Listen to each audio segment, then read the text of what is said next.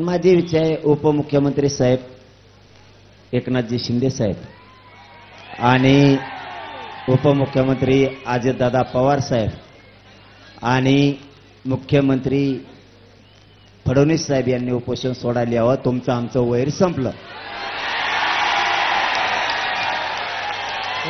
तुम्ही या नका येऊ, आमची इच्छा आहे.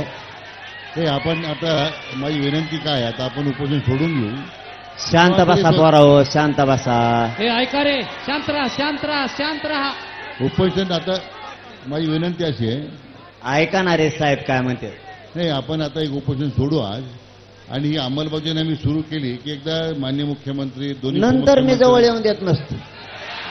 माझं पूर्ण ऐकून घ्या ना, माझं पूर्ण ऐकून घ्या. सगळं काम तुम्ही माझं पूर्ण ऐकून घ्या. आता आपल्या म्हणण्याप्रमाणे सगळे जे आर आपण तुम्हाला दिलेले आहेत, निर्णय केलेत, निर्णय प्रक्रिया सुरू केली. माननीय मुख्यमंत्री देवेंद्रजी फडणवीस साहेबांनी खरंच त्याच्यामध्ये फार प्रयत्न केले. त्यांनी मला अध्यक्ष केलं म्हणून मला हे करता आलं आणि म्हणून त्यांचा मी अतिशय आभारी आहे, कारण त्यांनी मला संधी दिली ही.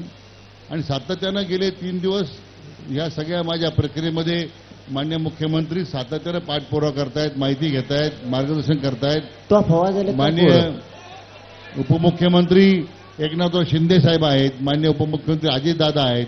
हे दोघंही सातत्यानं ही प्रक्रिया पूर्ण करण्यामध्ये त्यांचं एवढं सहकार्य लाभलं म्हणून आम्ही इथपर्यंत आलोय जरांगे पाटील साहेब. पण माझी विनंती काय, हे अगोदर आपलं ठरलं नव्हतं, आता ते सगळे बाहेर आहेत. आपण जर आता उपोषण सोडलं तर माझं मत काय आहे की विनंती अशी आहे की मग मे बी एखाद्या दिवशी आपल्याला त्यांच्या सभेत भेटे घालून देऊ आपण एकदा आल्यानंतर. पण आता उपोषण सोडा अशी विनंती आहे. आमचं पोराव शांत बसणार आहे. आमचं म्हणणं एवढंच आहे, ते जरी आले तरी उपोषण आम्ही तुमच्याच हाताने सोडणार.